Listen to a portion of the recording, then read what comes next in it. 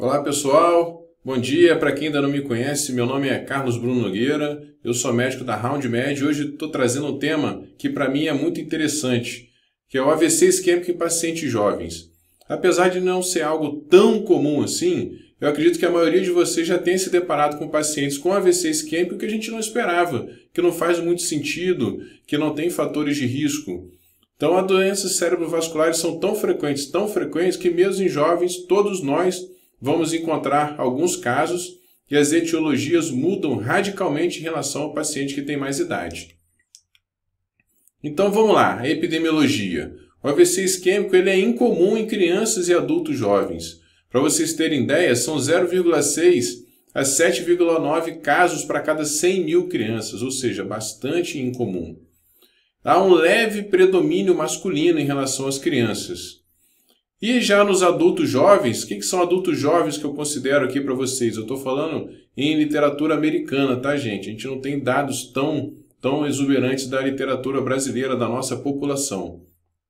Mas são em torno de 3,4 a 11,6 casos para cada 100 mil habitantes. Também bastante incomum, mas a gente vai acabar encontrando, principalmente em serviços que têm porta de entrada com grandes emergências e grande volume. E no caso dos mais jovens, a gente tem uma incidência um pouquinho maior de pessoas negras por conta do aumento, de hipertensão. São uma população que tem mais hipertensão mais existente, então tem um leve predomínio de AVC isquêmico. A incidência ela aumenta exponencialmente com a idade. Isso a gente já sabe, a gente vê no nosso dia a dia. E a presença de fatores de risco cardiovasculares aumentam bastante o risco, principalmente em jovens. Isso é uma coisa também mais frequente hoje em dia, que nós vemos pessoas com aumento de peso importante ainda jovens, desenvolvendo diabetes ainda na adolescência, início da vida adulta, hipertensão, todos relacionados à síndrome plurimetabólica. Vários fatores de risco associados que aumentam a chance de ter doença cerebrovascular. Quais são os fatores de risco e etiologias, então? Para as crianças, principalmente, arteriopatia. Quando eu digo aqui arteriopatia, é um grupo grande de enfermidades que cursam com doença arterial, desde malformações, alterações metabólicas que influenciam nas arteriopatias, até situações infecciosas que nós vamos falar com um pouco mais de detalhe à frente. E as cardiopatias, principalmente as cardiopatias congênitas, corrigidas ou não, elas aumentam a chance da gente ter algum evento cardioembólico. Infecções, principalmente meningites, as meningites bacterianas estão associadas à vasculite, ali da base do crânio, naquela região ali que os vasos entram em íntimo contato com a meninge, a inflamação pode gerar trombose, e AVC isquêmico. Doenças hematológicas, leucemia, pode cursar com AVC isquêmico, assim como trauma, causando dissecção vascular. Já os adultos jovens, a gente já começa a ter mais os fatores de risco cardiovasculares comuns dos adultos mais velhos. Claro que a gente sabe que esses fatores de risco, eles têm um efeito cumulativo no tempo, Você não se torna hipertenso e vai ter um evento vascular cerebral no primeiro ano de hipertensão. Ao longo de vários anos daquele dano vascular sendo desencadeado, você vai acabar sofrendo aquele agravo. Mas uma pessoa que desenvolve hipertensão com 18 anos, aos 35 anos, a gente já vai ter mais de 10 anos de comprometimento vascular pela hipertensão e aumenta, assim, a chance da gente ter um evento cerebrovascular. A arteriopatia da mesma forma, com etiologias bem parecidas, mas aqui no adulto jovem predominando a dissecção vascular. Defeitos cardíacos também, desses congênitos que não foram diagnosticados, ou que foram diagnosticados ainda na infância, foram adequadamente tratados, mas ainda assim elevam o risco vascular. E as coagulopatias, dentre elas, eu queria chamar muita atenção para o uso de anticoncepcional oral, que a gente acaba vendo com a maior frequência, tanto de eventos arteriais, quanto de trombose venosa cerebral. E se vocês se interessarem por esse tema, a gente pode fazer uma aula só sobre trombose venosa.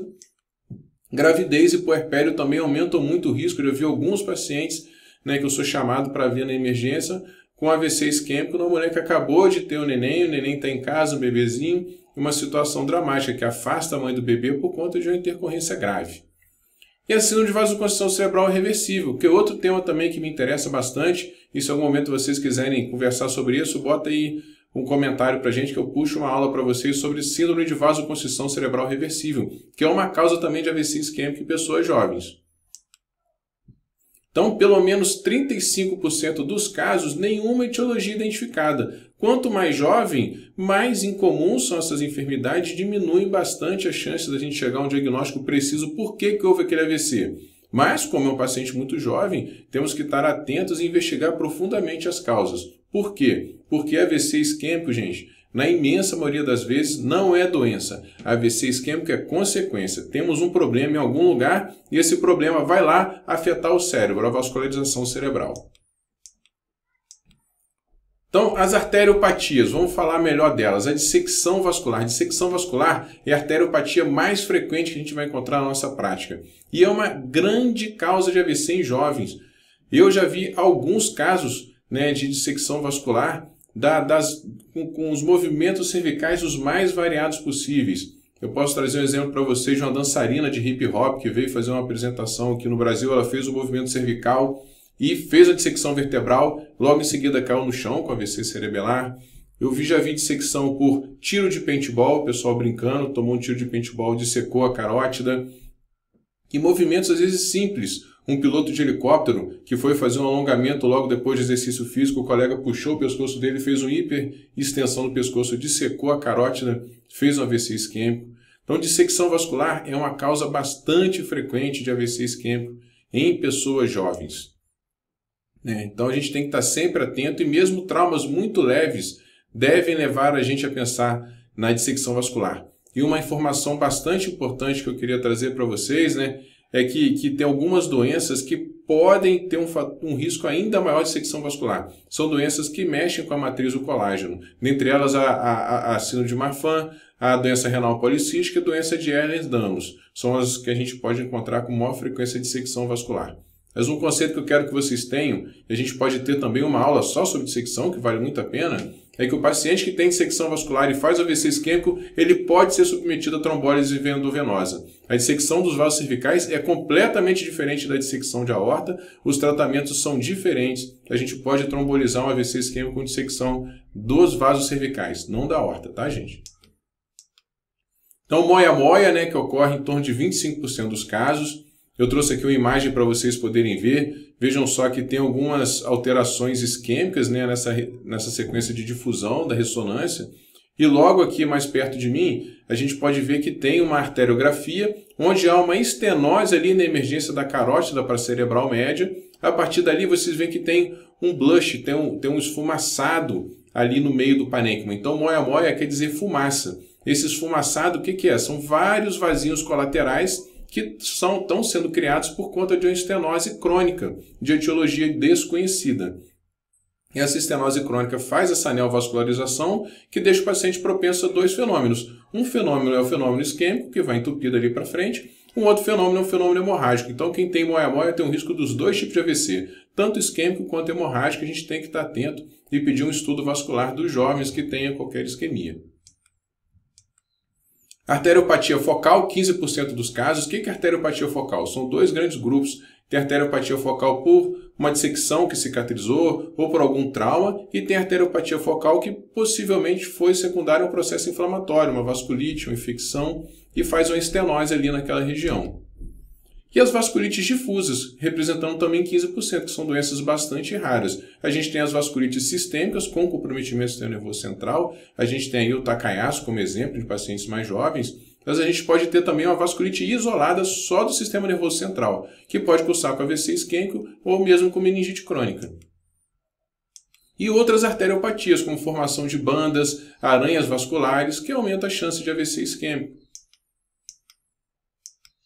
As etiologias cardiogênicas, então. A gente tem as malformações congênitas, como falamos anteriormente. Por diversas razões, esses pacientes podem ter comunicação interatrial, dilatação dos átrios e formação de trombos intracardíacos. Então, os pacientes que têm comunicação direita e esquerda podem fazer embolia paradoxal. É uma importante coisa que temos que pesquisar. Formação de trombos intracardíacos, quando tem dilatação das câmaras importante e remora intracardíaca e formação de coágulos. As arritmias cardíacas também, por conta da deformação estrutural cardíaca, a gente pode ter ritmos anormais, fibrilação atrial, flutter. Causas hematológicas. A anemia falciforme no Brasil é uma etiologia importante, né? Geralmente cursa com doenças vasculares ainda no período infantil, né? Principalmente AVC isquêmico. E essas crianças também podem desenvolver uma arteriopatia focal e moia secundária à anemia falciforme. Então, toda vez que a gente pegar AVC isquêmico em jovens ou em crianças, a gente deve fazer uma eletroforese de hemoglobina sérica para a gente saber da hemoglobina, para saber se esse paciente tem alguma alteração, né, hematológica no sentido da anemia falciforme.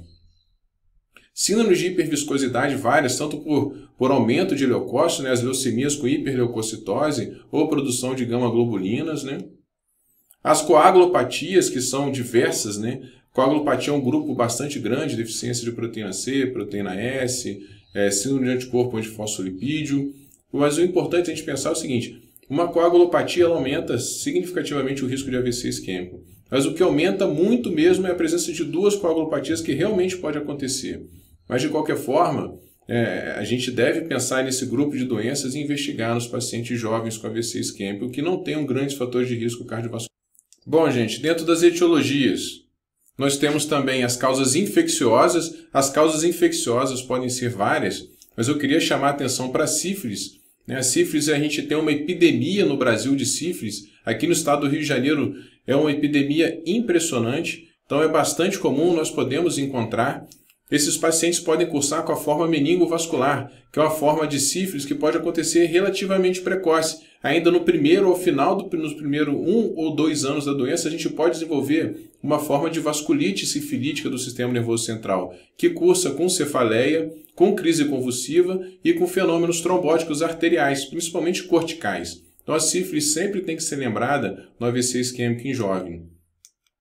Assim como as meningites agudas e crônicas. As meningites agudas, como eu falei anteriormente, inflamam demais a meninge e podem gerar trombose e AVCs isquêmicos até grandes ali no polígono de Willis, da mesma forma que as meningites crônicas, em especial a meningite tuberculosa. A malária também, apesar da gente não ver aqui na região sul, na região norte do Brasil é bastante frequente, a neuromalária pode cursar com fenômenos vasculares cerebrais. Assim como a doença de Chagas, principalmente por conta de comprometimento cardíaco e consequente fenômeno embólico. As vasculites induzidas por vírus, eu chamo bastante atenção para a vasculite induzida pelo VZV, pelo varicela zoster, né, da catapora, que pode gerar uma vasculite de grandes vasos, como da artéria cerebral média e cursando com AVC isquêmico. O Covid, né, eu botei uma interrogação, porque ainda se especula muito, mas acredito que todos vocês aqui tenham visto os casos de AVC isquêmico em pacientes jovens que não tinham grandes fatores de risco vasculares, então o Covid é realmente uma possibilidade como uma causa agora na pandemia. E as etiologias mais raras, eu queria trazer umas causas bastante incomuns de arteriopatia, como o CADASIL. O CADASIL é uma sigla, né, que quer dizer o quê? Uma leucoencefalopatia, né, subcortical causada por uma arteriopatia. É uma doença autossômica dominante que vai causando destruição da parede da musculatura lisa dos pequenos vasos subcorticais. Então, o paciente ainda na idade jovem, né, adolescente, adulto jovem, costuma ter sintomas típicos de cefaleia parecida com enxaqueca, mas tem sintomas neurológicos focais, episódicos, que melhoram e ao longo do tempo o dano vai se acumulando e começa a desenvolver uma encefalopatia subcortical, uma demência subcortical. A gente deve pensar num paciente jovem que tem sintomas neurológicos que a gente não está conseguindo saber de onde. Quando você faz a ressonância, tem uma grande leucoencefalopatia não esperada. A gente deve pensar em CADASIL, que é uma doença autossômica dominante. E existem outras formas, que é o CARASAL e o CARASIL, que são formas recessivas, né, o R de recessivo, mas de outras mutações que cursam com sintomas muito parecidos com o CADASIL. A gente tem ainda causas metabólicas e mitocondriais. Dentro das metabólicas eu trouxe especificamente uma, que é a doença de Fabry, que é a doença do depósito lisossomal, da alfa-galactosidase, ligada ao X. Ela cursa com diversos sintomas, é uma doença sistêmica importante, mas eu chamo a atenção principalmente com a neuropatia periférica dolorosa, intermitente, geralmente desencadeada pelo estresse físico, telangiectasias, opacidade corneana, que é a córnea verticillata, disfunção renal, dor abdominal episódica e doenças cardiovasculares, tanto cardíaca, né, com alterações estruturais do miocárdio, quanto o cérebro vascular, AVC isquêmico. A MELAS, né, MELAS é uma doença mitocondrial bastante incomum, né, uma sigla também, que é encefalopatia mitocondrial com acidose lática e episódios tipos de AVC isquêmico.